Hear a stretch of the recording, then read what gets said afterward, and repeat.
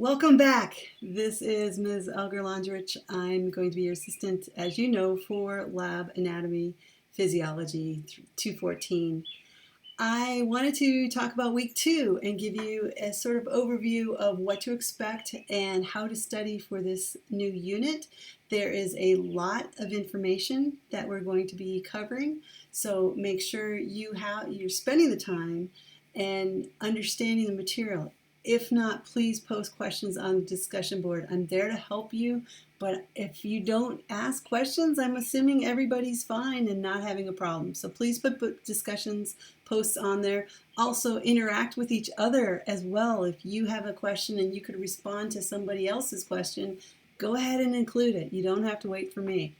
Okay, so week 2, lots of information we're going to be covering. Notice page 1 of 6. We now have 6 objective sheets that you're going to be covering for week number 2. Yes, it's a lot of information, nothing more than we normally do during a normal semester. But as I usually tell my class, all right, get those seatbelts on. We're going to start to fly.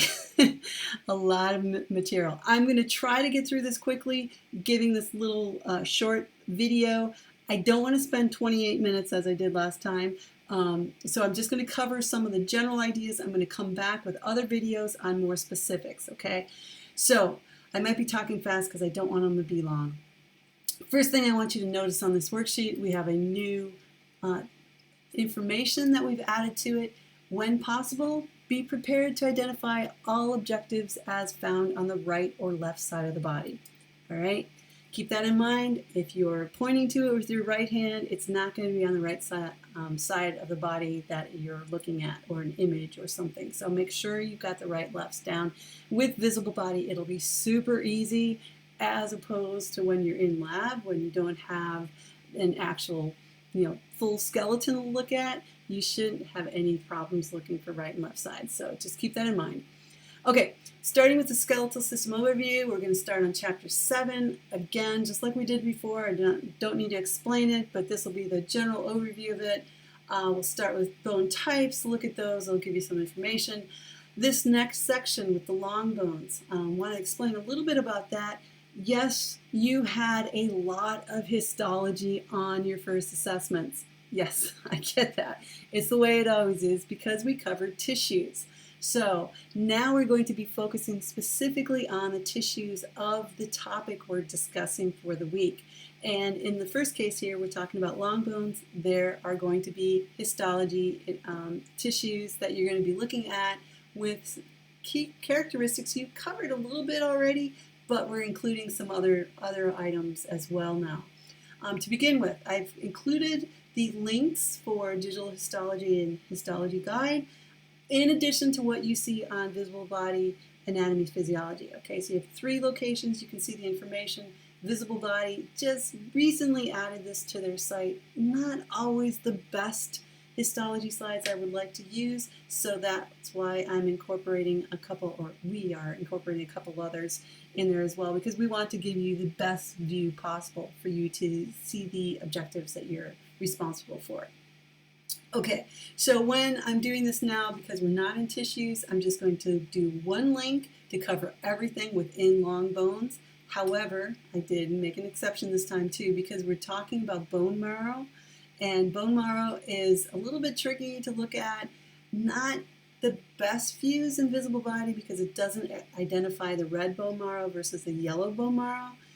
They both are in visible body, but because of that, I do want you to look at digital histology. Really nice this depiction side by side of the differences. You also have histology guide, but it only incorporates the red bone marrow. It doesn't identify the yellow. So I wanted to point that out so you're not confused by that. The last thing I want to point on this is we have a section on the osteon. You know what that is now. We've talked about that last week. We are incorporating the osteocyte, which is a bone cell. Osteo, bone, cyte, cell, bone cell is osteocyte. I do want to point out that a lot of times on the images you will see osteocyte in a lacuna. A lacuna is a space. The cell is inside that space, but because of the magnification, you can't distinguish between the cell or the space. So usually you will see for osteocytes, you'll see osteocyte in a lacuna, or in parentheses, a visible body does in lacuna.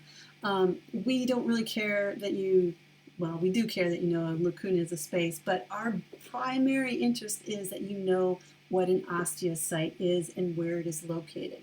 Okay, so I just wanted to point that out so you're not confused. So if we ask you for a component, we don't want you to say lacuna, we want you to say osteocyte. That's what we care about, okay? I don't even really care if you say osteocyte in a lacuna. I just want osteocyte. All right.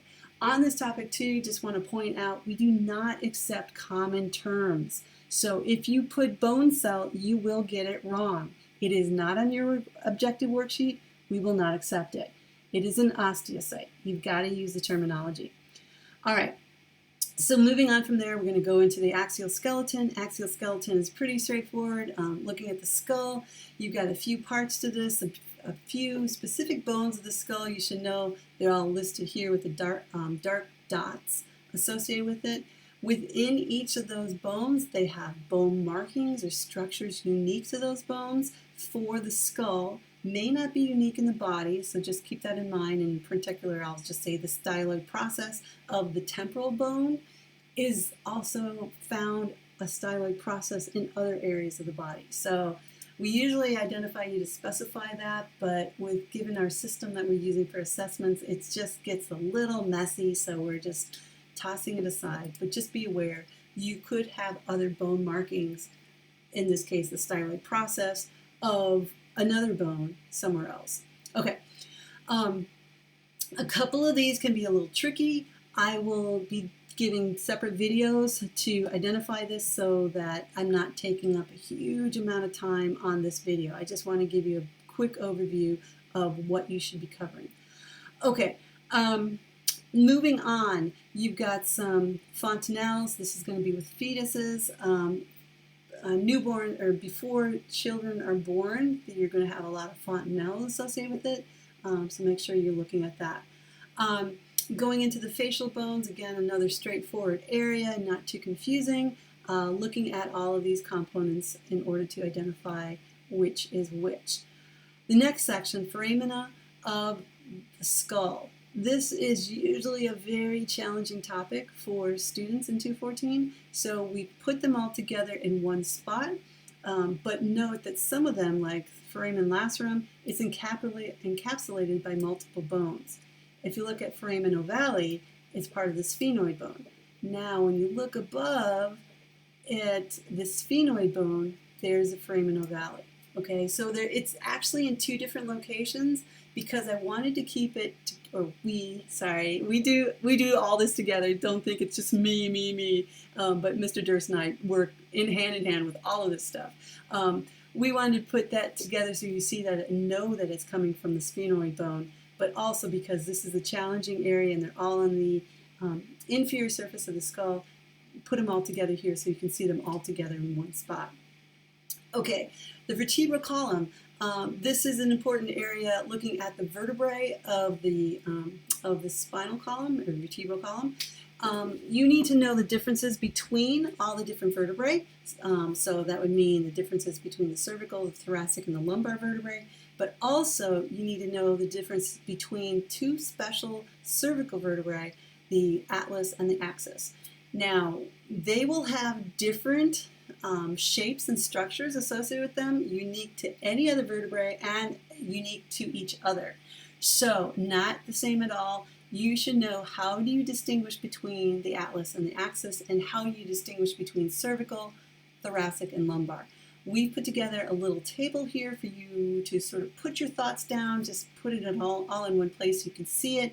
I don't really want a lot of real detail here. Spinous process. Is it long and pointy? Is it bifurcated? Is it stout, real thick and short? Things like that. Just make notes on yourself so you can remember how to distinguish them. Foramens, vertebral foramen, it could be circular, it could be oval, it could be triangular. Whatever you see, just a general description of what they look like. Same thing with transverse process or a transverse foramen. Do they all have them? I don't know. It's up for you to figure it out. Body, is it thick, thin? How do they differ between all of them? What's the smallest? What's the largest? And then lastly, the total number of each of the vertebrae in general, okay? Nothing is absolute in the human body. There's always exceptions, always changes. So we just want you to identify in general how many vertebrae. All right, moving on, we get the thoracic cage. We talk about the sternum and ribs. Ribs, I did want to point a little bit about the ribs because there is some distinction about the ribs going on.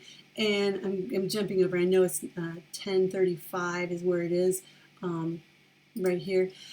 We have identified true ribs and false ribs, but false ribs are false attached ribs and false floating ribs. Visible body does not do this, but we are going to include this. And the reason is that it makes a little bit more sense to us to identify it this way. So when we're talking about a rib, and I think I'm on the wrong section here. I don't know if that's maybe one more. I thought I had a better, here's a better view. Okay. So you're going to have the ribs here associated with the sternum. You've got the body, and I want to show these because I think it's better to see the manubrium, the body, and the xiphoid process as bones. Okay, you're going to have the ribs for true ribs attached to costal cartilage, which is right on the edge here, and you don't, I wish you could highlight it individually, but you can sort of see the inundation going on there. Then it is attached to the sternum. So bone to costal cartilage to sternum. That's a true rib, its own. Okay, sorry, I didn't mean to do so far away. My fingers are just getting happy with looking at ribs, I guess. When you look at the false attached ribs, what you're going to be noticing here is you have the rib bone, which is this structure right here. It's attached to its own costal cartilage, which then attaches to another costal cartilage of another rib, and then is attached to the sternum. Okay? And in this case, the body of the sternum. So you've got true ribs, costal cartilage to sternum, false attached ribs, ribs to costal cartilage to sternum, and then the last one is the false floating ribs, which basically has no costal cartilage attached with it, and therefore is not attached to the sternum at all. Okay? A little bit different than how you see it in visible body. Pretty straightforward, shouldn't be a problem for you. Okay. Moving on to the appendicular skeleton, this is going to be the pectoral girdle, the upper limb, lower limb. This is all pretty straightforward. I don't need to really spend much time on this at all. Do mention the pelvic girdle if you just have a coccyx associated, a bone associated with that, and spinning it around, it can get quite confusing, so take some time to understand how it's situated. I like looking for the pubic symphysis, and that gives me the anterior section of the bone and a inferior section, but whatever you need to use, just use it. Lower limb, again, another straightforward part of it. Do want to point out with the tarsals and carpals in the hand, you need to, I should say with the phalanx in the hands and the feet, you need to identify the number and the position, distal and proximal position for each. They do discuss that in visible body, so it should be pretty straightforward, but you should know which digit is number 1, which digit is number 5, and is it distal or proximal for the phalanx. Okay, the last part is synovial joints. We're going to talk about the shoulders, hips, and knees.